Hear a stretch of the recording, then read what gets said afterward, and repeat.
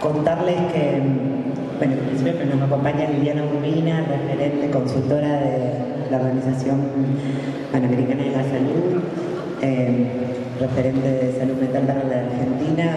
Esta propuesta la hemos trabajado y la venimos trabajando conjuntamente. Para ser breve y darle marco a la actividad, para nosotros es fundamental en el marco del plan provincial que viene llevando adelante la provincia de Santa Fe, la necesidad de transformar el modelo de cuidados hacia un modelo centrado en las personas y fundamentalmente generando posibilidad de acompañar a quien padece en salud mental en la comunidad, viene siendo el objetivo que traza las distintas líneas de acción y de intervención para poder transformar este modelo. La transformación del modo de cuidar en salud mental tiene que ser y es una apuesta cultural y política, y es por eso que hoy estamos en el marco de un programa que venimos desarrollando que se llama Habitar la Cultura, porque entendemos que hay que disputar el sentido y que entendemos por la locura en nuestras representaciones sociales respecto de la locura, porque si no entendemos de dónde venimos, difícilmente podemos orientar qué queremos construir y hacia dónde vamos. Por eso el plan tiene una propuesta concreta cuya una de sus líneas es la construcción concreta de los archivos históricos. Quiero saludar y agradecer a quienes nos van a acompañar hoy en la jornada, a los directores de los hospitales monovalentes aquí presentes, y quiero decir monovalentes en proceso de transformación, porque está claro que esto tiene que quedar atrás y que cada uno tiene ya delineado, definido, algunos más avanzados, otros menos, un plan de transformación. Pero para avanzar en la concreta sustitución de estos hospitales hay que entender por qué estos espacios han sido parte de las políticas, han sido los lugares de segregación de las personas distintas, de las personas que sufrían. Por eso hay muchas referencias de que estos hospitales y los manicomios se han parecido a los campos de concentración. El informe del CELS que lo sitúa como, se llama vidas arrasadas, porque son espacios donde históricamente no se ha podido priorizar las historias de vida, la voz de quienes padecían, aunque hay muchísimos esfuerzos de transformación y equipos de salud a la altura de las circunstancias. Está claro que necesitamos nuevos servicios, nuevos dispositivos y sustituirlos del todo. Por eso cobra para nosotros vital importancia la construcción de estos archivos que existen, pero no se han podido poner en valor, no se han podido jerarquizar hasta aquí. Así que contarles esto. Vamos a estar acompañados hoy también por la directora de Memoria Verde y Justicia de la Secretaría de Derechos Humanos de nuestra provincia. Vamos a firmar en un ratito un acta colaborativa, porque para esto es fundamental, por supuesto, que sea un proyecto de varios, no puede ser solo un proyecto de salud. Por eso agradecer también a Ignacio Alevi, historiador que nos va a acompañar, a Leo Borbax, autor de la Ley Nacional de Salud Mental, que nos acompaña y hoy en funciones también en la Secretaría de Derechos Humanos de la Nación. No es menor que sea un proyecto, y junto a otros apoyos hay que ubicar que varios actores de la Universidad de Rosario se han puesto a disposición. En el área de derechos, ahí tenemos un agradecimiento y una mención del área de derechos humanos de la Universidad de Rosario. Absolutamente necesario que sea un trabajo colaborativo y entre varios, porque el objetivo, y con esto cierro para no hacerla larga, el objetivo fundamental de esto es que este patrimonio de la cultura de nuestras sociedades pueda generar acceso público, no solo pongamos en valor, conservemos archivos, documentación, sino que luego podamos ponerla a disposición de la comunidad. Es una manera clara para nosotros de abrir estas instituciones a la comunidad, y por eso compartir y agradecer la presencia de todas y todos ustedes que se han interesado, que no es nada menor poder tener hoy un salón lleno que muestra intereses. Saludo la presencia muy variada del público, porque es realmente lo que nos va a permitir avanzar en la transformación del modelo del encierro de la salud mental comunitaria que tenemos que transformar. Así que ahora... No, agrego que también está presente el Archivo General de la provincia, que también, bueno, resulta importante poder pensar no solo para conservar y preservar la documentación que está actualmente en los hospitales y que sea accesible, que no quede como un patrimonio hospitalario únicamente, que es un modo también, ¿no?, de abrir el manicomio a la comunidad, sino también para de ahora en más poder generar políticas de conservación, porque permanentemente se está generando archivos y que, bueno, ya les contarán mejor los referentes de los hospitales. Ahora nosotros en realidad estamos coordinando, estamos acompañando, esto es una iniciativa muy genuina de acá, de Santa Fe. No puedo más que acompañar a lo que dijeron para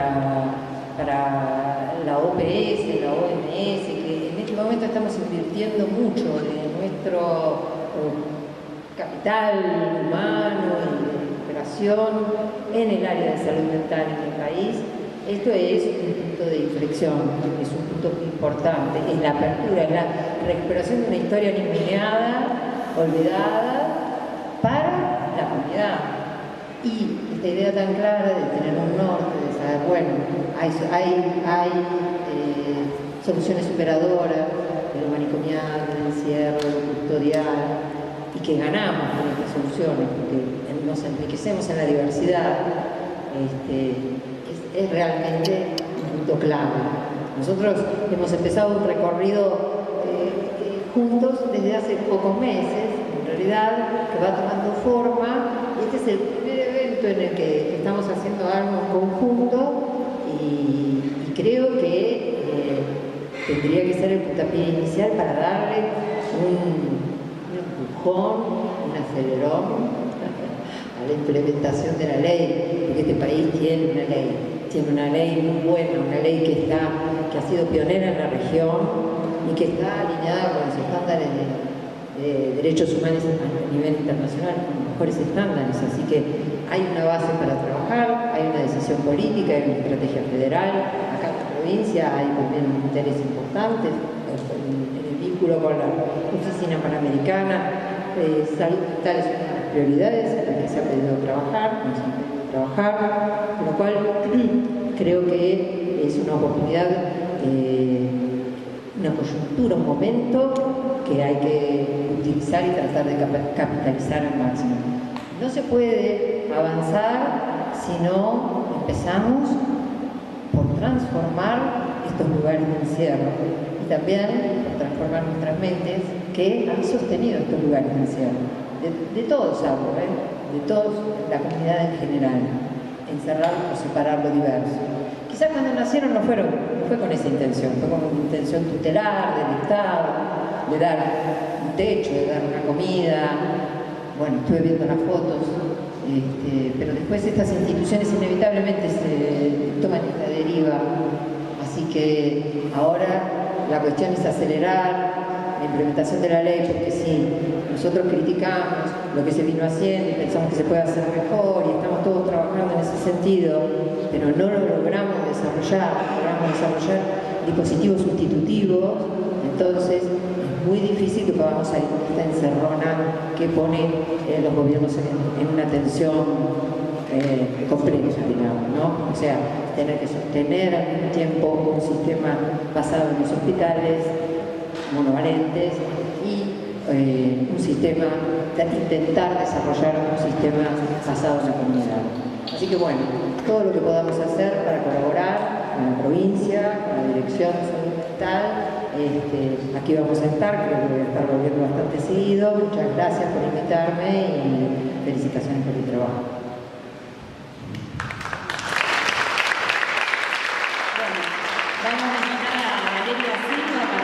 De la Dirección de Memoria, Verdad y Justicia de la Secretaría de Derechos Humanos, de quien depende el Archivo Provincial de la Memoria como para firmar el acta colaborativa. Y mientras ellos se acercan, agregarles una cosita en torno a esto que decía Celina, de vidas arrasadas. Me parece importante tenerlo en cuenta porque en los archivos nos hemos encontrado con diversos materiales, o sea, han transcurrido vidas de personas ahí, incluso muchas fallecieron dentro del manicomio, que nos parece justo y reparador poder conservar toda esa documentación que haya en este momento. Bueno, primero que nada, muchas gracias por compartir también, invitarnos a compartir esta experiencia que ustedes inician, dejar un saludo de la Secretaria de Derechos Humanos, Lucila Pujol, que por cuestiones de agenda no pudo estar, pero que decididamente le interesa mucho este proyecto en el que se embarcaron y que resulta tan necesario, obviamente, ¿no?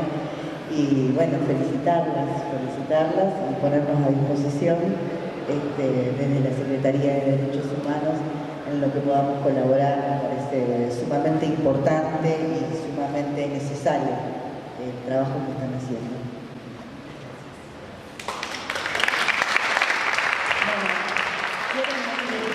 Laura Aragón, soy licenciada en Arqueología, docente en Conservación Preventiva en la Universidad FASTA también. Vale aclarar que esta es mi primera experiencia importante en el campo y por eso estoy tan emocionada. Y bueno, la experiencia de la colonia empezó de alguna manera como un proyecto personal, siendo ingresada en la parte de recursos humanos en la administración, fui transferida al archivo, un paso previo casi a la expulsión de la administración pública por cuestiones de contrato, y una de las primeras órdenes que me dieron fue eliminar cualquier historia superior a 10 años de antigüedad. Yo me resistí, al no haber una resolución, un decreto firmado ni emanado de la autoridad competente, me negué. Empecé una tarea titánica de recuperar el archivo que en aquel momento tenía características de fondo acumulado.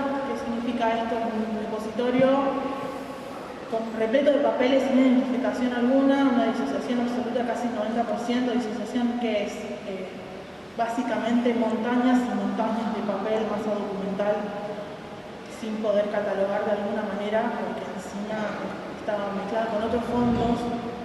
Pero bueno, empezó primero como una tarea autogestiva, después empecé a capacitarme, terminé siendo primero archivera, después licenciada. Y bueno, al día de hoy ya terminé la tarea de identificación, que llevó aproximadamente 7 años en total, pero en un registro digital y informático me llevó 10 años. Estamos con un haber de casi 14.100 historias clínicas reconstruidas desde el año 1943. La número 2, la número 1 nunca la pude encontrar, pero bueno, la número 2 la tenemos en nuestro poder. Los primeros 8 pobladores de la colonia tienen su historia clínica ahí resguardada y conservada en el hospital. Hasta ayer, la historia clínica que se generó el día de ayer, que fue el último ingreso que tenemos en estadística. Yo ahora estoy en la parte de la jefatura de estadística, estoy en otra función y cumpliendo una función. Esto implica un enorme sacrificio personal porque partirme en dos, pero de alguna manera, para no manejar la calidad de trabajo, fusiono las dos tareas y bueno, mucho de lo generado en este proyecto lo utilizo en estadísticas y viceversa, y de alguna manera se reconstruye y se levanta lo que es la historia, por lo menos, de la colonia psiquiátrica, y después nos fuimos dando cuenta que forma también parte de la historia de la U Ávila y de Mire y López, porque compartimos usuarios, compartimos experiencias, compartimos profesionales, compartimos seres humanos. Así que muy feliz de participar en esto. Y bueno, soy Inés.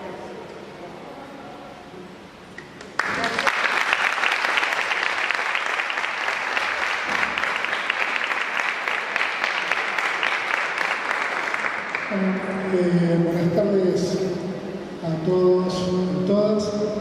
Mi nombre es Néstor Rolanda, soy médico psiquiatra. Hace 27 años que trabajo en la U Ávila y 17 años en la universidad.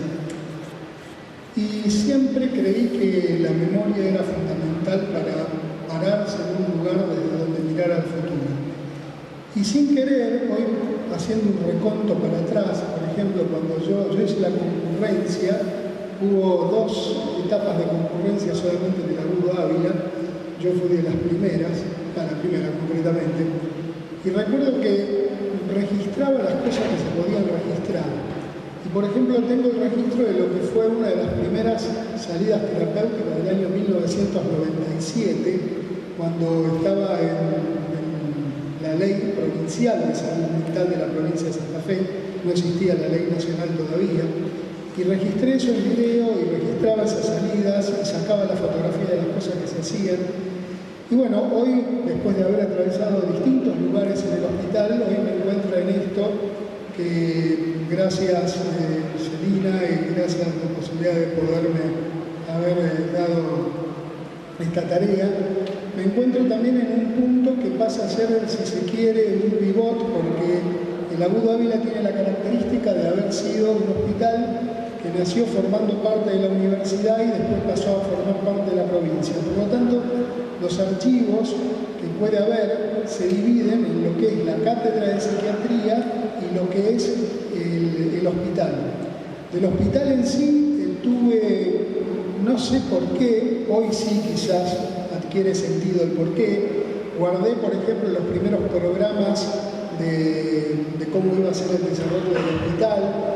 Tengo 3 o 4 programas de distintas direcciones que pasaron, guardados, que forman parte cuando era ya de la provincia, y cuando de pronto formo parte de la universidad, empiezo a ver la biblioteca donde está repleto de material, cajones que de pronto uno abre y se encuentra con los primeros formularios donde se escribían las recetas que decía Instituto de Alienados, y en la parte de atrás todo instrucciones como para poder salvarse de tener algún tipo de enfermedad mental, o libros donde se hablan de los primeros tratamientos biológicos, como por ejemplo era el tema de la malaria, cartas de pacientes, material de época, fotografías en vidrio, fotografías en madera, que si le pasa supongo un stencil y le queda impreso, un montón de material que de pronto fue apareciendo en la universidad y que estaba realmente en cajones. Muchos de esos, yo soy muy curioso, me gusta la historia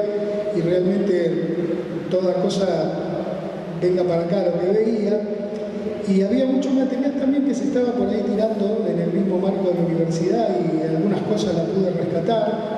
Recuerdo lamentablemente, y en esa época era un concurrente que solamente miraba, cuando de pronto en uno de los pabellones, lo que llamamos pabellón 3, en la parte de abajo, se sacaron un montón de cosas, que eso sí, no sé dónde fueron a parar, y historias clínicas.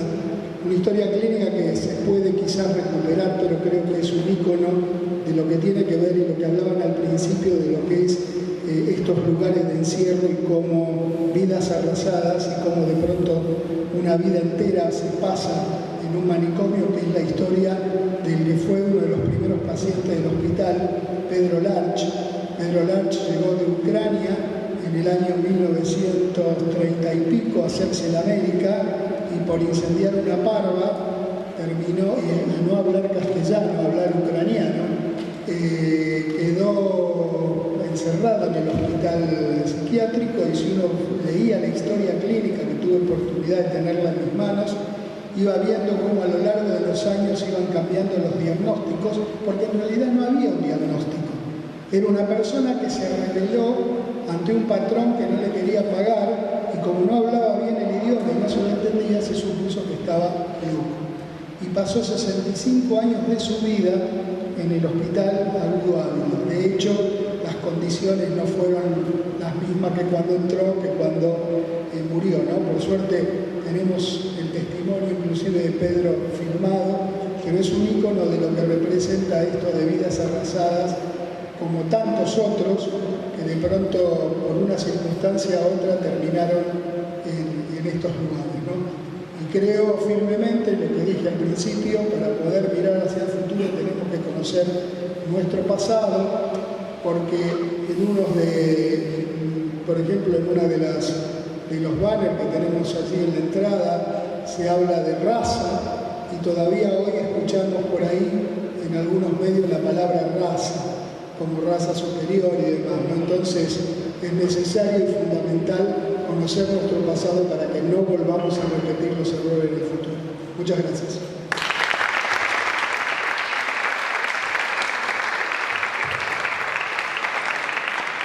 Buenas tardes a todos y a todas. Mi nombre es Mariela Peña, yo vengo de la ciudad de Santa Fe, del Hospital General hoy, Mira y López, para contarles brevemente, para aquellos que no conocen el hospital.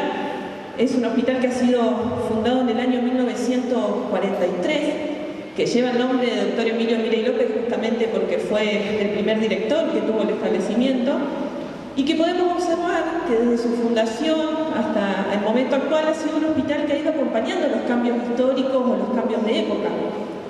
¿Qué pasaba en 1943, cuando todavía existía un modelo, en algunos casos de marginación, y en otros casos empezaba a tomar más fuerza el modelo médico rehabilitador?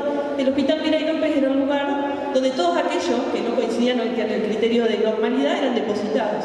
No solo usuarios de salud mental, sino también personas con discapacidad o aquellos que no coincidían con el criterio de que en ese momento consideraban como normal. Posteriormente, en el año 1984, el hospital da un avance y se convierte en un hospital a puertas abiertas. Y esto también tiene que ver con este modelo histórico donde ya la lucha de los movimientos de vida independiente, la lucha de los derechos de los usuarios de salud mental y de las personas con discapacidad empieza a ganar la calle. Y es así como el hospital empieza ese proceso de conversión para empezar a permitir salir de esa lógica de encierro hacia un sistema de puertas abiertas. Como todos estos procesos ha generado tensiones, gente a favor, gente en contra, pero bueno, el hospital ha ido acompañando estas situaciones. Y en el año 2015, luego de varios años de la ley de salud mental, el hospital es el primero de los 13 en convertirse en hospital general polivalente. ¿Con qué característica? Con esto que decía Celina y que siempre charlamos, que el manicomio no solo está en el nombre o en la manera de cómo nos organizamos, sino que está en la cabeza de cada uno de los trabajadores y trabajadoras que prestamos tareas en ese sector. Cuando empezamos a trabajar en el plan de salud mental y surgía desde la dirección esto de habitar la cultura, nosotros desde el hospital lo celebrábamos, porque entendemos que nunca hay tiempo para hablar de cultura cuando hablamos de usuarios de salud mental o de personas con discapacidad. Siempre cuando hablamos de estos grupos, estamos hablando de grupos vulnerables, estamos hablando de acceso a la salud, pero nunca vemos la intersectorialidad, nunca hablamos de la promoción de derechos, siempre vemos la lucha y aún hoy los movimientos luchan por el acceso a la salud. Así que celebramos que estemos hablando de habitar la cultura, de que se empiece a reconstruir estos procesos históricos.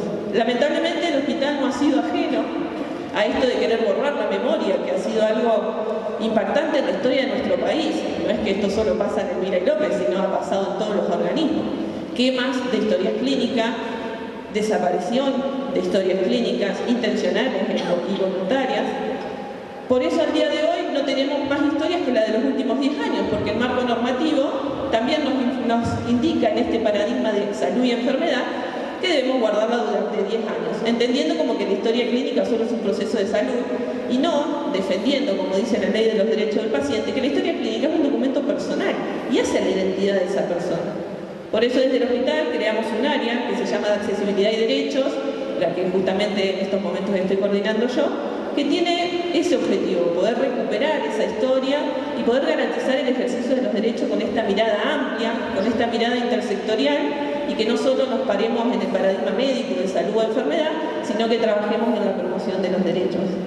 Verdaderamente celebramos este encuentro, invitamos a aquellos que quieran colaborar con el efector, que quieran visitarnos, compartir historias, porque esto que relatan los compañeros y compañeras, hay muchos usuarios y usuarias que han recorrido los 3 efectores. Y eso tampoco es casual. Era como cuando una situación se salía de control, lo derivamos al otro manicomio, a ver qué pueden hacer los otros.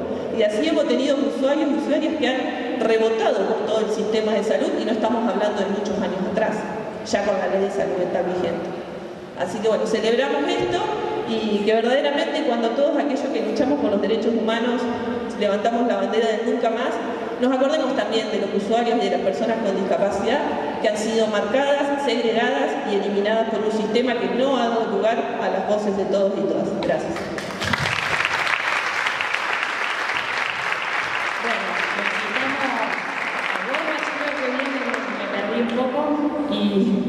Y mientras agregar y contarles justamente esto que decían de que mucho material se perdió y mucho material se han llevado a lo mejor personas que han trabajado ahí, y que bueno, nuestra idea es organizar algunas jornadas y poder hacer estas actividades de sensibilización para poder también recuperar ese material que pueda estar en poder, digamos, de otras personas.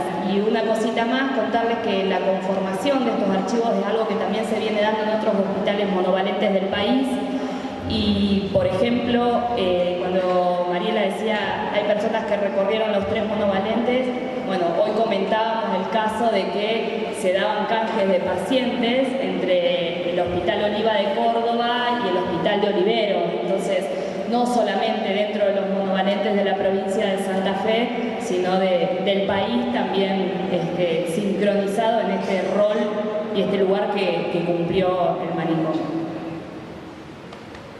Bueno, muchas gracias. Buenas tardes a todas, a todos. Muchas gracias, Celina, por la invitación. Veo que hay mucha inspiración en el aire. Y la verdad que lo que están haciendo, bueno, venimos desde la Secretaría de Derechos Humanos a acompañar, a apoyar una propuesta que nos parece muy interesante desde el punto de vista de los derechos humanos y desde el punto de vista de la salud mental, que sabemos que son dos campos que cada vez se interrelacionan más, que tienen una historia en común. Nuestro secretario de Derechos Humanos, que además les traigo un saludo de Horacio Petragara, siempre recuerda y valora el acompañamiento que los profesionales y las profesionales de la salud mental han tenido respecto de las víctimas, los sobrevivientes del terrorismo de Estado, las madres, las abuelas, los procesos de restitución de identidad. Y cómo eso además ha construido lo que después fue la lucha de los propios organismos de derechos humanos por transformar el sistema de salud mental. Aquí se mencionó el documento de vidas arrasadas, que es, no diría, la primera denuncia pública, importante, documentada respecto de la situación de violación de derechos en los hospitales psiquiátricos. Bueno, recordemos que quien hizo ese documento fue el CELS, un organismo de derechos humanos. Y recordemos que la cocina de la ley de salud mental, el corazón de la militancia que hemos construido en salud mental, por lo menos a partir de ese momento y de ahí en adelante, fue de Madres de Plaza de Mayo, que todos los años hace una jornada de desmanicomialización muy potente. Seguramente mucha gente de Santa Fe concurría gente de la región. Es decir, que el movimiento de derechos humanos vino a interpelar al campo de la salud mental y algunas cosas hemos logrado y hemos construido todo este tiempo. Yo creo que fundamentalmente lo que hemos construido en nuestro país es el fortalecimiento de nuestro campo y de una militancia y de un compromiso por la transformación del sistema de salud mental, de lucha por la transformación del campo de la salud mental con referentes importantes para todo el país. Por supuesto, me imagino que eso también está sujeto a los avatares políticos, a los momentos. Hay momentos de más entusiasmo, hay momentos de menos. Pero bueno, esto demuestra que Santa Fe tiene una potencia. Y aquí se ha dicho, hoy venía hablando con Celina, obviamente quienes trabajamos en salud mental sabemos aún desde las clínicas la importancia que es construir la memoria para no repetir, ¿no? Para cambiar el futuro. Pero yo creo que además estamos en este punto de tensión de paradigmas en la sociedad, donde lo que se está haciendo hoy aquí es empujar hacia el pasado lo que todavía es de alguna manera presente. Porque, digamos, ahí veía los banners, ¿no? con historias clínicas, con los edificios. Lo que aquí se dijo, un poco lo que uno podría decir es qué parecido es ese pasado a este presente, ¿no? Y entonces aquí lo que hay también es un acto, ¿no? Un acto de decir, bueno, a partir de ahora queremos que el pasado quede en el pasado, pero además quede como un registro de historia del pasado que pueda ser leído como pasado para despegarlo también del presente, porque lo manicomial todavía está instalado y son prácticas, no solamente están instalados en los trabajadores, sino fundamentalmente en la comunidad. Y quiero referirme entonces también a lo que dijo Celina de este momento tan particular de ataques a la ley de salud mental a partir de algunos casos mediáticos que hubo, y que yo creo que es un movimiento peligroso y que no tiene que ver exclusivamente con el campo de la salud mental, ¿no? Me parece que después de una década o más de una década en que hemos hecho muchos avances en el país y que hemos logrado muchas leyes, ¿sí? Y muchos derechos nuevos, bueno, lamentablemente estamos viviendo un proceso no sé si decir de contrarreforma o de reacción en contra de todos los derechos, ¿no? Y hoy, bueno, cuando un expresidente se anima a hablar de raza superior, probablemente lo pensara hace 5 años, pero no lo hubiera dicho. Hoy se dicen cosas abiertamente, y yo creo que las críticas a la ley de salud mental también tienen que ver ya no con un desconocimiento de lo que dice la ley, que puede suceder, sino con una vocación autoritaria de pretender que el sistema de salud mental vuelva a ser un sistema de control social. Entonces no es una cuestión solamente de informar, de difundir, sino que es una discusión ideológica, ¿no? Estamos quienes pensamos que a la diversidad hay que incluirla y que, como dice la Convención de los Derechos de las Personas con Discapacidad, no se trata solo de que las personas puedan tener apoyo para incluirse, sino también de hacer un mundo más accesible, de hacer una sociedad más accesible, y eso significa, bueno, no solamente ser más tolerantes a las diferencias, sino tener menos miedo. El miedo a la diferencia, en todo caso, es miedo a lo mismo, digamos, ¿no? Encontrarse con algo distinto en uno por lo distinto que tiene el otro. Y entonces me parece que esa es la lucha que tenemos en este momento que dar. Y en ese sentido, bueno, esto que están haciendo me parece que es muy interesante y que me interesa ir viendo qué desarrollo va a tener y qué efectos puede tener en la comunidad, empezar a ver en clave de historia, ¿no? Lo que es un manicomio, porque además el manicomio está en ese lugar medio invisible donde algunos sabemos lo que pasa, algunos sabemos cómo es, y muchos no tienen idea, digamos, saben que existe, pero no tienen idea, no han querido ver, de hecho se han construido para no ver. Entonces poder mostrar con la mediación que tiene esto, de poder decir, bueno, es un archivo, es un museo, es un espacio de memoria, me parece que puede tener un efecto interesante, ¿no? Poder contar esta historia. Ayer en el Centro Cultural Conti, que es el centro cultural que está en el espacio de la memoria de la ESMA, la ex-ESMA, pasamos la película El porvenir de la vida en común. Es la película que hizo la gestión de la provincia de Buenos Aires, mostrando no solamente el proceso de transformación que están haciendo con testimonios de las personas que han podido ser externadas, sino que también hay un relato a partir de referentes del campo de la salud mental que participan de la historia de la salud mental. Me parece que eso también es un aporte interesante, es visibilizar a través del arte, a través de la cultura, esto que tanto nos ha costado, digamos, ¿no? Porque también hemos quedado encerrados, ¿no? Quienes trabajamos en el campo de la salud mental, hay un punto de endogamia que termina siendo atrapante para todos, ¿no? Que es un proceso muy común, no sé si solamente en el campo de la salud mental, pero bueno, trabajar en instituciones que están hechas para esconder, nos terminan también a nosotros escondiendo y en algún punto también encontrando un lugar de comodidad, digamos, ¿no? En estar en ese espacio fuera de la vista de los otros, donde todos nos conocemos y somos, bueno, no tenemos la posibilidad de la interpelación de la afuera. Así que contento por eso y porque también quiero decir, cuando nosotros hablamos de aplicar la ley de salud mental, aplicar las leyes provinciales, bueno, obviamente Santa Fe tiene su historia, cada discusión y cada proyecto hay que darlo en cada territorio, con los recursos, con la historia de cada territorio, pero también somos un país que tiene compromisos internacionales en materia de derechos humanos, y eso es que es muy bueno para el mundo, digamos, ¿no? Es muy bueno tener convenios internacionales que fijen pisos de derechos humanos que no existieron siempre en el mundo, hoy más necesarios que nunca. Entonces ahí hay una responsabilidad también de cada ciudadano de este país en poder sostener esos compromisos. Y muchos de esos compromisos tenemos que sostenerlo también dentro del campo de la salud mental, que es un campo, tal vez uno de los campos donde más derechos se violan de manera más natural, diría, ¿no?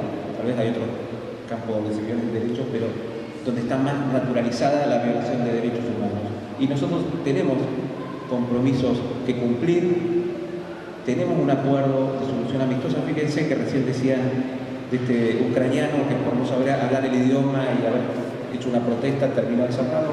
Bueno, el acuerdo de solución amistosa que nosotros tenemos vigente, firmado el año pasado por Horacio Pietragala ante la Comisión Interamericana de Derechos Humanos, es por la internación de una mujer brasilera en la década del 90 que no hablaba bien el idioma y que en un proceso judicial, en una audiencia donde estaban discutiendo la situación de su hijo que tenía problemas de consumo de drogas, termina ella forzada a una internación sin ninguna garantía, donde se violaron todos sus derechos.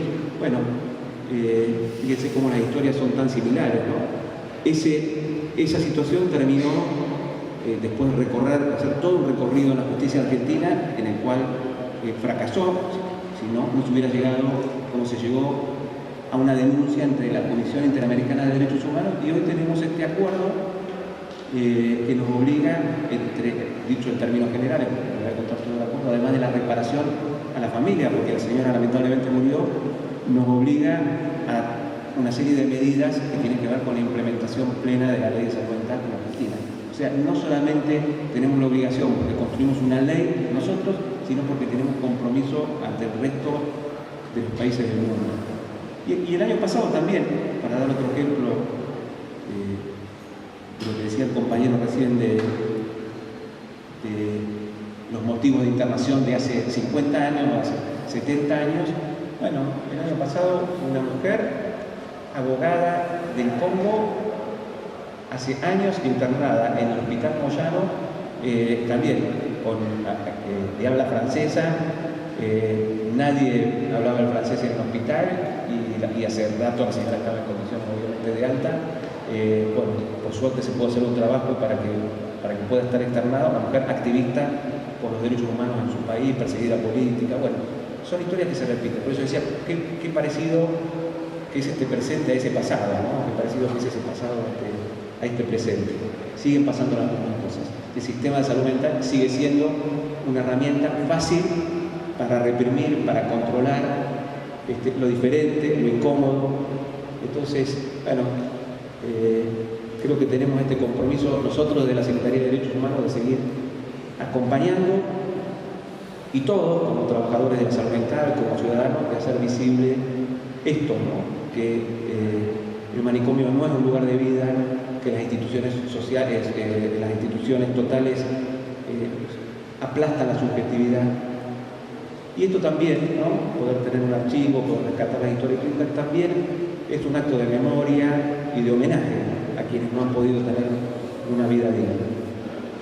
Entonces tiene una utilidad social, pero también es un acto de profunda justicia y reparación a la memoria de tantas personas, de tantos ciudadanos y ciudadanas que no han tenido una vida digna. Ojalá que no lo sigamos repitiendo en el futuro. Muchas gracias.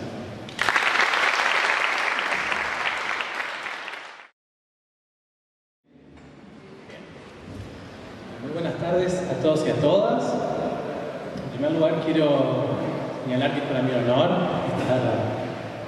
estar aquí con ustedes.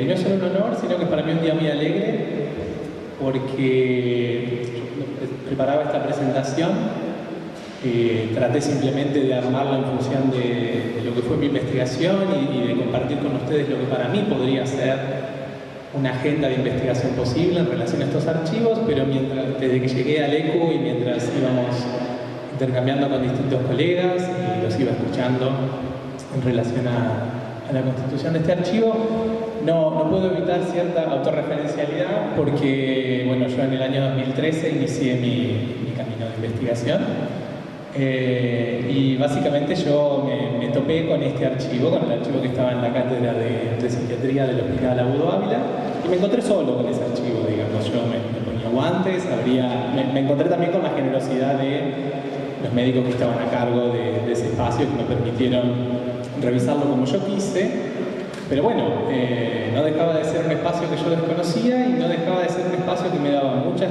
gratas sorpresas, pero que al mismo tiempo se tornaba descomunal por momentos, ¿no? Era un espacio lleno de papeles, donde de pronto podía aparecer la firma de un médico, una revista italiana, una carta de la Unión Soviética, cartas de Brasil, yo entre medio de eso tratar como de generar una catalogación propia para los intereses de mi propia investigación.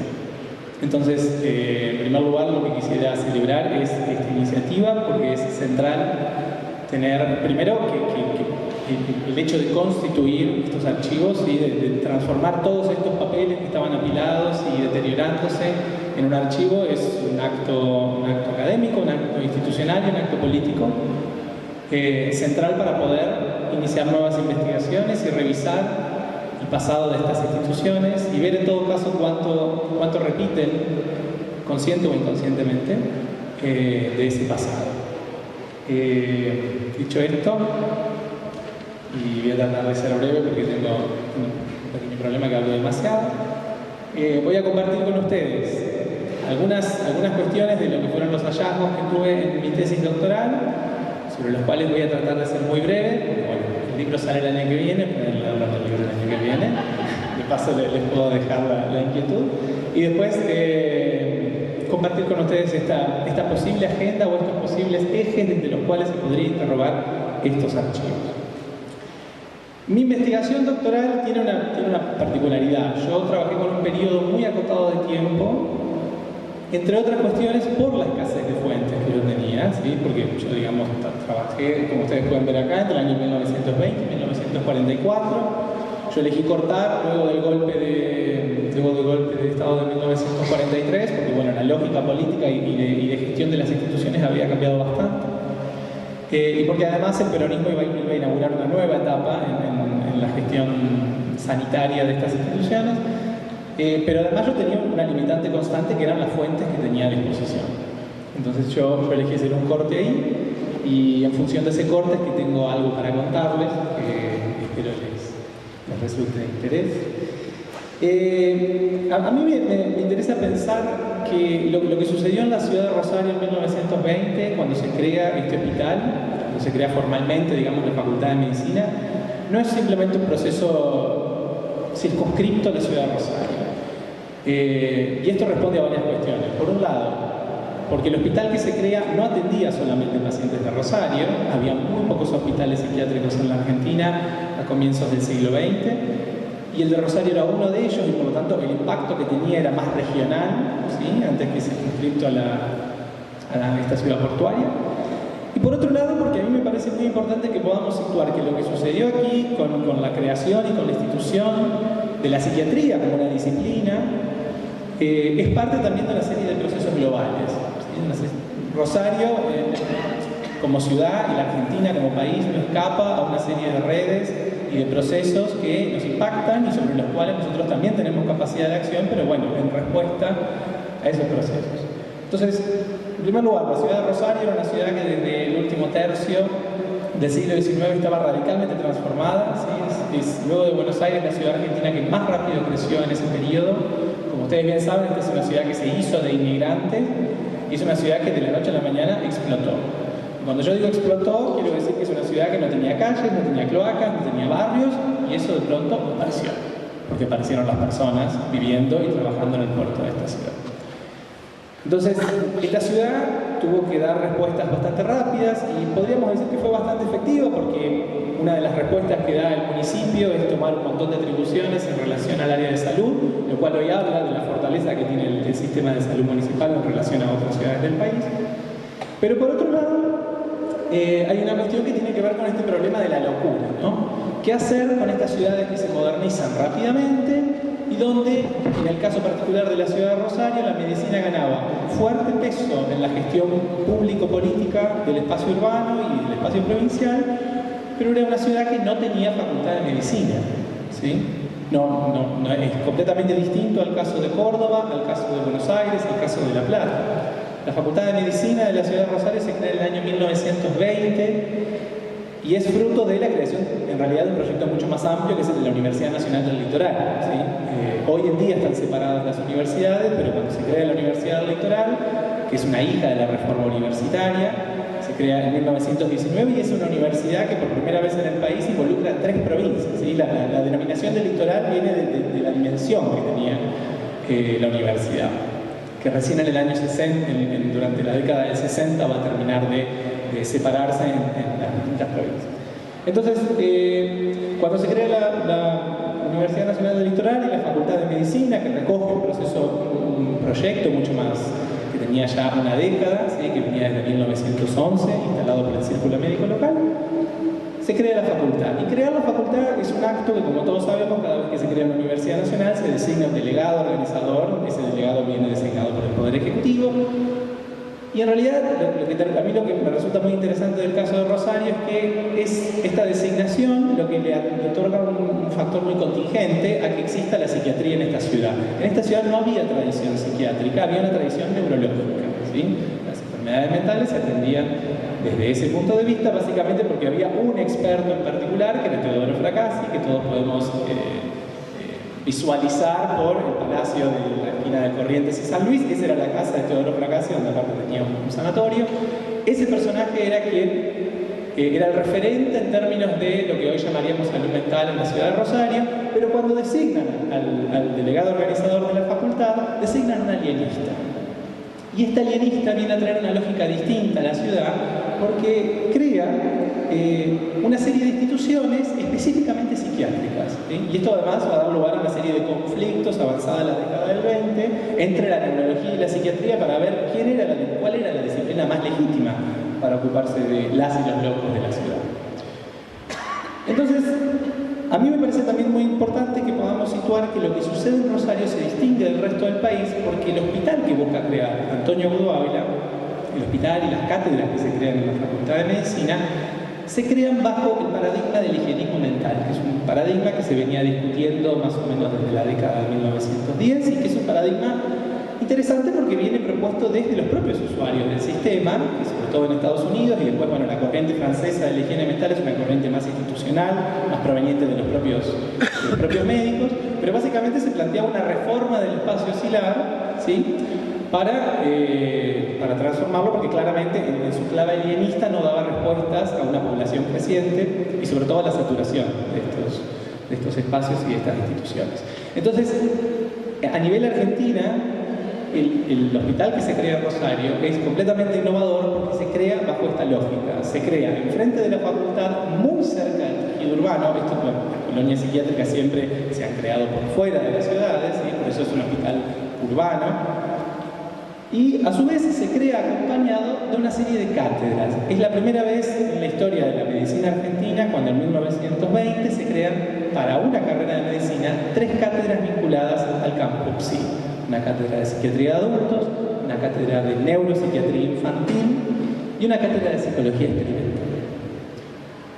La cátedra de psiquiatría infantil es muy importante porque va a ser, de acuerdo a su titular, que era un psiquiatra italiano que desde 1920 estaba en el país, Gianfranco Ciampi. De acuerdo a él, va a ser la primera cátedra de psiquiatría infantil del mundo, y la primera vez que se institucionaliza esa subdisciplina de la psiquiatría en una cátedra.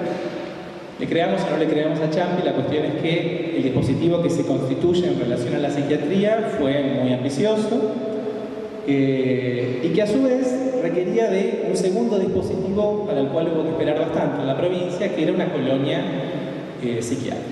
¿Sí? Cuando se concibe este dispositivo estaba concebido en una manera de bloque, podríamos decir. El hospital que hoy conocemos como el Agudo Ávila iba a tratar a los enfermos agudos, es decir, aquellos enfermos que se esperaba que tengan un pasaje muy rápido por la institución, y la colonia psiquiátrica era la que iba a recibir a los enfermos que se denominaban graves, ¿sí? A los pacientes graves. Bueno, el tema es que la colonia no se creó hasta los años 40, y entonces el hospital psiquiátrico, que estaba pensado para tener un pasaje rápido de pacientes, quedó en el momento mismo de su inauguración saturado de pacientes crónicos, ¿sí? Pacientes que no podían externarse, no podían retirarse de la institución. Entonces, esto a su vez nos muestra que va a haber un problema que va a atravesar, al menos en el periodo que yo estudio, pero me parece que lo podemos pensar también para la contemporaneidad, en relación a lo que se mencionaba sobre los presupuestos y sobre los montos disponibles, que es una escasez presupuestaria constante, ¿sí? Los psiquiatras de esta ciudad trabajaron con una escasez presupuestaria constante. Esta escasez presupuestaria, sin embargo, no los limitó en su afán de hacerse conocer en el mundo, ¿sí? El Instituto de Psiquiatría de Rosario se hizo un lugar en bibliotecas europeas, en bibliotecas latinoamericanas, en bibliotecas norteamericanas, y el paso previo para que esto haya sido posible fue que se cree el Instituto de Psiquiatría. Cuando el Instituto de Psiquiatría se crea en 1929, y detrás de la creación de este instituto instituto hay una fuerte disputa disciplinar entre neurólogos y psiquiatras, fundamentalmente porque lo que estaba en juego era cuál era la disciplina que tenía que encargarse de los padecimientos mentales. Los psiquiatras, yo no quiero prestarles peso por esto, los psiquiatras ganan por una cuestión muy contingente, ganan en realidad políticamente la disputa, porque bueno, se interviene en la universidad en el año 1929 en el marco de las disputas facciosas del radicalismo entre irigoyenistas y alveristas, y quien interviene en la universidad decide cerrar el conflicto creando el Instituto de Psiquiatría y dando por cerrada la discusión previa con la neurología. A pesar de este factor muy contingente en la institucionalización de una disciplina, lo cierto es que lograron hacerlo. Me gustaría compartir con ustedes este gráfico que está en mi tesis y en mi libro. Cuando los psiquiatras crean el instituto, una de las primeras cosas que va a hacer su director, que fue Lanfranco Ciampi, que era el personaje más internacional que tenía la Facultad de Medicina para designar al frente de esta institución, es crear el boletín del Instituto de Psiquiatría. Un boletín que yo debo agradecer que lo hayan digitalizado antes de que yo comience el trabajo de mi tesis. Es un trabajo muy importante de digitalización. Y este boletín le permitió a este director conectar al instituto con todos esos países que ustedes pueden ver ahí, digamos. Desde Rosario hacia el mundo, el Instituto de Psiquiatría de Rosario se hizo conocer. Hay dos etapas, podríamos decir. Hay dos etapas en el funcionamiento del instituto. Una que tiene que ver con la dirección de Ciampi, ¿sí? De Lanfranco Ciampi, que va a ser hasta 1934, y una segunda etapa que se da cuando Ciampi se retira de la dirección del hospital, ¿sí? Y se muda a Buenos Aires, pero sigue dirigiendo el instituto. Vamos a ver enseguida por qué fue tan importante ese cambio de dirección, pero a mí lo que me interesa señalar de todo esto es que durante los primeros años de funcionamiento del instituto hubo una actividad muy incesante por parte de su director de hacerlo conocer, sobre todo con espacios europeos, donde este psiquiatra italiano tenía muchos vínculos. Y luego de la segunda mitad de los años 30, en las cartas que yo me encontré en la cátedra de psiquiatría, vemos que hay un movimiento inverso. Ya no es el instituto haciéndose conocer a lugares, sino distintos lugares de Europa pidiéndole al instituto el boletín y estableciendo los lugares de Europa el contacto con el instituto. Entonces ahí hay una lógica que a mí me permitió entender que en realidad, luego de la segunda mitad de los años 30, la psiquiatría rosarina tenía un lugar en las bibliotecas de distintos espacios psiquiátricos del mundo. Ahora bien, acá hay una cuestión que es bastante sensible, que a mí, digamos, me interesó mucho trabajar en mi tesis y que tiene que ver con, que en realidad, debo admitir que esto está mejor trabajado en mi libro que en mi tesis, porque lo pude retrabajar, que tiene que ver con cómo fueron recibidas las primeras terapias de shock en el Instituto de Psiquiatría de Rosario. Esto es importante hacer una aclaración por lo siguiente. Las terapias de shock, uno cuando dice terapias de shock inmediatamente piensa en el electroshock, pero no fueron, digamos, hubo terapias previas que fueron como sentando, si se quiere, la base epistemológica para poder luego trabajar en base no quiero decir electrocutar a una persona, pero a generar descargas eléctricas en el cerebro de una persona. Y estas primeras terapias fueron básicamente tres. Las tres fueron terapias excesivamente invasivas. Y básicamente lo que apuntaban era a generar un estado corporal distinto en los pacientes para poder trabajar así el estado psíquico.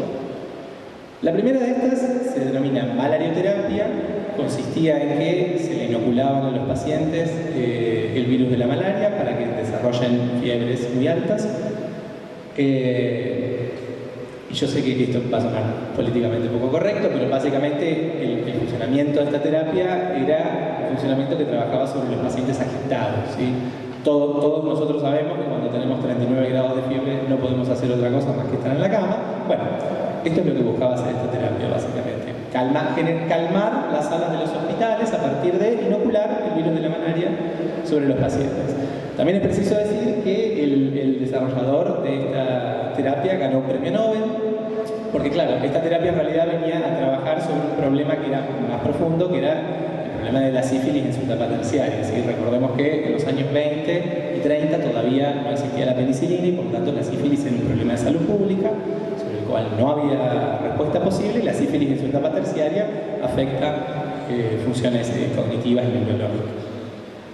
La segunda etapa que se desarrolla, la segunda terapia, es la insulinoterapia, que consistía en, luego que se descubre la insulina en el año 21, se comienza a experimentar qué pasa cuando se le inyecta insulina a los pacientes, cómo se modifica su estado general, y se descubre que se puede generar un estado de coma cuando se inyecta demasiada insulina sobre los pacientes. Este estado de coma lo que buscaba hacer era ingresar al paciente en este estado, y luego que el paciente salía de este estado había una suerte de sugestibilidad, mencionan los médicos, que les permitía trabajar psíquicamente sobre los pacientes. La tercera de las terapias es la que va más lejos y que se llama compulsoterapia, que consistía en la administración de un químico derivado del alcanfor que generaba convulsiones, un estado convulsivo en los pacientes, un estado que en las propias palabras de los médicos era realmente muy violento, y que en las pocas veces que los médicos permiten, sobre todo en los artículos que publican, ¿no? Porque no contamos con historias clínicas para esto, pero en los artículos que los médicos fueron publicando dejaron entrever que los pacientes realmente, y en esto estoy citando, sentían que se morían, porque bueno, había muchos síntomas de estar teniendo un paro cardíaco o una elevación muy fuerte de las palpitaciones, de la taquicardia, y luego de ese estado de generar esas convulsiones sobre los pacientes había realmente un estado de mucho temor a la salida de esos cuadros, y era sobre esa sugestibilidad sobre la cual los médicos, y estoy citando casi textual sus palabras, podían reconstruir esa personalidad explicándole los errores de su estado previo. Yo lo que quisiera también, porque bueno, nobleza obliga, yo no soy historiador y debo considerar estos aspectos, ¿por qué estas terapias pudieron difundirse tanto? Porque en realidad, y esto también me parece que es importante señalarlo, estas terapias yo les puse los años en los que fueron apareciendo. En el Instituto de Psiquiatría se implementaron al año siguiente de su aparición. Y recordemos que en 1935 y 36 no había mail, no había internet. Esto llegó por medio de revistas, y ni bien lo leyeron los psiquiatras, comenzaron a implementarlo. ¿Por qué? Acá hay que hacerse una pregunta sobre por qué, ¿verdad? Una de las primeras cuestiones tiene que ver con que estas terapias venían a, por primera vez en la historia de la psiquiatría, dar una respuesta sobre el problema de la locura, digamos. No nos olvidemos que los psiquiatras, dentro del campo general de la medicina, son los únicos que no cuentan con la posibilidad efectiva de curar, o que no contaban, no quisiera entrar en disputas disciplinares, pero que no contaban con esta cuestión de poder decir que un paciente efectivamente estaba curado para irse de una institución, ¿sí? Porque la locura en 1930 era un objeto tan elusivo como podría seguir siendo ahora. Entonces, ahí hay una primera cuestión, hay un interés puramente disciplinar por parte de la psiquiatría de por primera vez contar con herramientas que la equiparan a la medicina. En segundo lugar, hay algo que tiene que ver con algo que un historiador francés, que es Georges Bizat, entiende como el empirismo terapéutico de la psiquiatría, es decir, la psiquiatría a la inversa de la medicina, que funciona a partir de observar el cuadro clínico, ¿sí? Y a partir de eso generar medicamentos o respuestas o tratamientos. La psiquiatría funciona a la inversa. La psiquiatría inventa tratamientos, prueba sobre los pacientes y en función de las respuestas genera información clínica, ¿sí? Cual implica que hay un campo de experimentación previo y que, bueno, las respuestas se generan en función de los cuerpos de las y los pacientes. Y una última cuestión que a mí me gustaría señalar, porque me parece muy importante respecto de Rosario. Rosario no solamente avanza muy rápidamente en la implementación de estos tratamientos. Yo no llegué a trabajar cómo funcionó el electroshock en Rosario, yo solo corté en los años a mediados de los años 40, pero avanzaron a tal punto que establecieron vínculos con uno de los desarrolladores, con el médico húngaro que había desarrollado la compulsoterapia, y le empezaron a compartir todos los resultados que estaban teniendo. Este médico claramente tuvo un interés muy fuerte por cómo se estaba difundiendo su terapia, porque básicamente los psiquiatras rosarinos estaban siendo parte de un movimiento bastante global, podríamos decir, en el cual se estaba discutiendo qué hacer con estas terapias y hasta qué punto eran o no humanas, ¿sí? Había voces en contra de estas terapias, pero bueno, lamentablemente no fueron las que primaron a la hora de su difusión. Y también una cuestión más que menciono en relación a esto tiene que ver con que los psiquiatras rosarinos dieron un paso más en la experimentación de estas terapias y justamente como tenían escasez presupuestaria constante, no podían adquirir los químicos necesarios para llevarlas a cabo. ¿Sí? El cardiazol, que es el derivado del alcanfor que se patentó y que era el que mejor funcionaba, era una droga patentada y bastante cara. Entonces, lo que empezaron a hacer los psiquiatras rosarinos en el laboratorio de bioquímica que tenía el hospital era estudiar el alcanfor y empezaron a probar distintos derivados sobre los pacientes a ver cómo resultaban. Bueno, ninguno resultó. En el medio, digamos, los pacientes fueron experimentando las reacciones adversas de esas experimentaciones. Pero sin embargo, esto fue muy importante para el desarrollador de esta terapia porque básicamente le terminaron corroborando que el mejor medicamento para llevarla a cabo era el que estaba patentado. Y por último respecto a esto, también la innovación de los médicos rosarinos no vino solo por experimentar con distintos químicos, sino que también comenzaron a experimentar con muchos más cuadros de los que estaban inicialmente contemplados, ¿sí? Estas terapias, sobre todo la insulinoterapia y la convulsoterapia, estaban pensadas para cuadros esquizofrénicos no graves, digamos, para cuadros, lo que ellos llamaban cuadros agudos. Claro, ellos tenían un hospital repleto de pacientes crónicos, con lo cual la población del hospital no respondía a los criterios a los que se tenía que aplicar esta terapia, pero bueno, la aplicaron igual. Empezaron a observar sus resultados igual, y cuando una no funcionaba empezaban a combinarlas, y no solo la aplicaron sobre pacientes esquizofrénicos, sino por ejemplo sobre cuadros sobre los que no tenían muchas respuestas, como las depresiones menopáusicas, ¿sí? Ahí también empezaron a innovar, podría decirse, con estas terapias. Y con mujeres. Bueno, algunas de estas cuestiones yo ya las fui mencionando. Este es un pequeño fragmento que no me parece interesante leerlo completo, pero es parte de un artículo que el director del hospital, en ese momento era Antonio Foz, publica con Laszlo Meduna, con este médico húngaro que estaba tan interesado en el San Rosario. Se publicó en el boletín del Instituto Psiquiátrico, y básicamente ustedes acá lo que pueden ver es la preocupación de estos médicos por esta población que nunca se movía del hospital, ¿sí? Esta población crónica que no sabían cómo hacer para dinamizar, porque aparte, digamos, podemos entender que era un problema no solo disciplinar, sino un problema incluso de enseñanza. Los psiquiatras rosarinos no tenían estos pacientes agudos sobre los cuales querían enseñar a quienes estaban formando en medicina.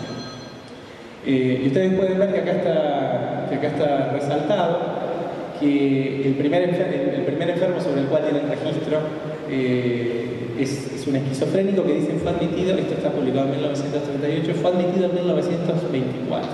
Dice el director, entonces, hace más de 14 años que el Estado lo sostiene, y dada su edad y su estado general, no será atrevimiento el sospechar que durante otros 14 años habrá de vivir expensas de la asistencia hospitalaria servida por el Estado.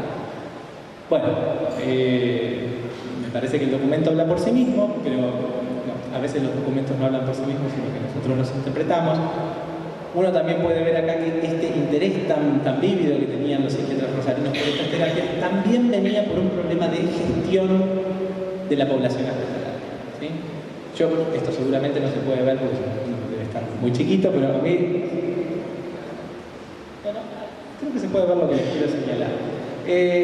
Los psiquiatras, como no tenían espacio para experimentar estas terapias, tomaron un dispositivo propio del higienismo mental que es lo que se llama el consultorio externo. ¿Sí? El consultorio externo era un dispositivo bastante innovador en los años 20 para poder dinamizar la asistencia hospitalaria.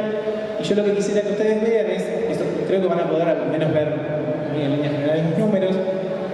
La población total del hospital siempre permanece de manera constante porque no se podían, digamos, si salían enfermos entraban unos nuevos y estaba siempre más o menos entre 270 y 250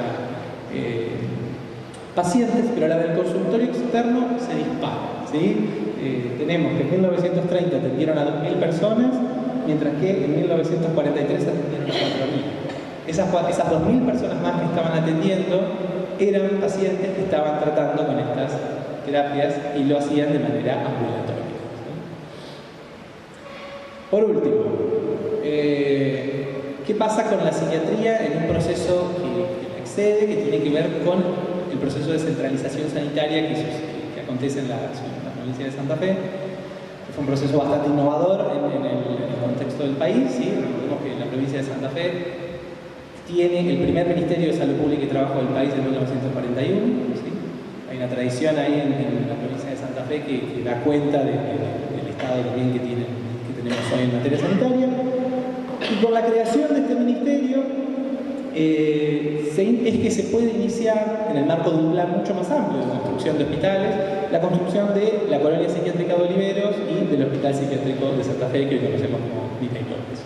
Hay un factor más también que interviene, y es que en el marco del exilio republicano español hay un médico español muy prestigioso que se llama Vita y López, que termina pasando por Buenos Aires y que logran atraerlo a Santa Fe ofreciéndole y creando la Dirección de Servicios Psiquiátricos de la provincia, que él solo sostiene por un año, ¿sí? Porque luego viene el golpe de Estado y además él, bueno, cuando renuncia, yo que accedí al documento de la renuncia, que está en el archivo histórico provincial, él manifiesta que se veía muy atado de manos respecto a todo lo que él quería hacer y la disponibilidad de fondos efectivos, ¿no? Siempre el problema de los fondos atravesó a la dimensión. ¿Sí?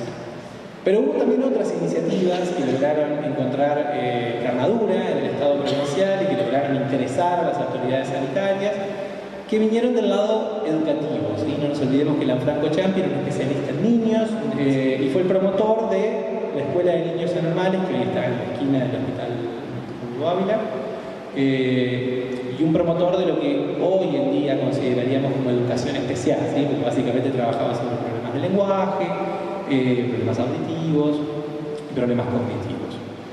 ¿Qué es lo que se logra en relación a esto? Se logra crear una escuela especial, la primera escuela especial de la provincia, luego de la que él tenía en relación a la universidad, que es la Escuela Especial Sante de Santis. Se presenta un proyecto para crear un instituto médico-pedagógico que fracasa, que no recibe el visto bueno del ministerio. Y en tercer lugar se crea una escuela de ortopsicopedia, que era una escuela desde la cual los psiquiatras formaban a maestras para la detección temprana de patologías del lenguaje, podríamos decir, en la escuela. ¿Sí? Y que tuvo bastante éxito en sus inicios, porque tuvieron alrededor de 50 o 60 inscriptas en sus primeros años. Con lo cual, a mí lo que me interesa señalar de esto es cómo la psiquiatría, y en particular en clave de higienismo mental, logra sobre el final de la década de los años 30 ingresar a la estructura del Estado provincial bajo lo que desde la sociología de los intelectuales o los expertos se denomina un saber de Estado, ¿sí? Un saber experto. Cómo la psiquiatría, y en particular la higiene mental, deviene un saber estatal. ¿Sí? Y ahora sí. Y con esto cierro simplemente. ¿Qué se puede hacer con estos archivos? ¿Sí? Yo conozco una parte solamente de lo que se está constituyendo y digitalizando, pero básicamente quisiera plantear los 3 registros de lo que, a mi entender, se puede hacer o se puede estimular en términos de investigación. Un primer registro para mí tiene que comenzar por los pacientes, porque bueno, se pueden reconstruir aspectos demográficos sobre la población que habitaba el hospital, pero también cuestiones en relación a los diagnósticos, qué ideas nutrían esos diagnósticos, cómo variaron esos diagnósticos a lo largo de los años, y qué tratamientos se aplicaron para esos diagnósticos.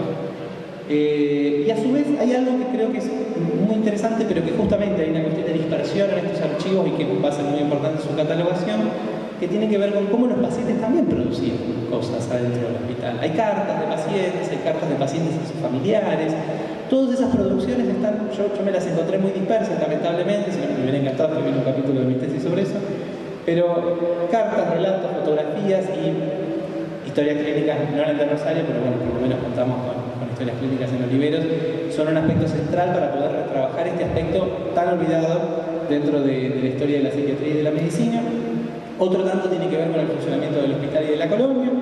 A mí me parece que es necesario volver a estudiar cómo funcionaban internamente estas instituciones, porque justamente estaban tan atravesadas por la escasez presupuestaria que lo que más tenían eran problemas, no soluciones. ¿Sí? Entonces, poder estudiar esos problemas habla de esas instituciones y habla de qué pudieron hacer. ¿Sí? Tenían personal, no tenían personal, falta de enfermeros, falta de insumos, los médicos que trabajaban más o menos porque tenían un contrato muy endeble y trabajaban para otros espacios de la provincia, para espacios privados.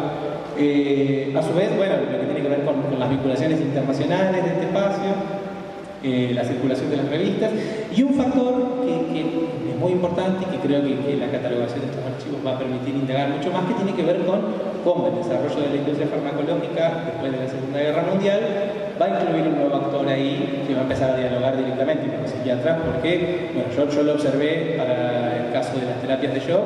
El laboratorio Bayer enviaba constantemente sus químicos para generar convulsiones, y esto era en el año 1938. Si luego de la Segunda Guerra Mundial la industria farmacológica explota, vamos a encontrar otro tanto en relación a los hospitales. Y bueno, también cuestiones vinculadas a qué dispositivos técnicos se pueden haber encontrado en esos espacios para trabajar sobre los pacientes. Y una última cuestión, ya mucho más vinculada a una cuestión de historia intelectual, tiene que ver con qué impacto tuvieron estos espacios sobre la formación médica, psi y sus prácticas, ¿sí? Entonces, cómo se recibieron, se readaptaron teorías, ideas, cómo esas ideas que se recibían luego debieron ponerse en diálogo con el contexto y con las disponibilidades presupuestarias y con las disponibilidades institucionales y materiales de los espacios. Y a su vez hay un aspecto que tiene que ver con las producciones que los médicos que se formaban en este espacio empezaban a hacer, ¿sí? Y ahí podemos ver cómo se aplicaban estas ideas, cómo las cambiaban. Funcionó una escuela de médicos legistas en el Instituto de Psiquiatría y ahí hubo una producción de peritajes constantes, entonces esa articulación con el mundo judicial también es muy interesante. Y por último, la articulación entre los contextos políticos, ¿sí?, de la provincia y del país y las prácticas institucionales. Y me parece, yo estoy especializado en la primera mitad del siglo XX, pero lo veía muy claro en los mandos que están al inicio. En este país hubo no una, sino muchas dictaduras. Sería muy interesante poder revisar qué pasó en estos espacios durante cada una de estas dictaduras, qué documentación existe, cómo cambiaron o no los tratamientos, las prácticas, porque a fin de cuentas detrás de todo esto estuvieron los pacientes, y reconstruir esta historia es también reconstruir a esos pacientes, parcialmente al menos. Nada más.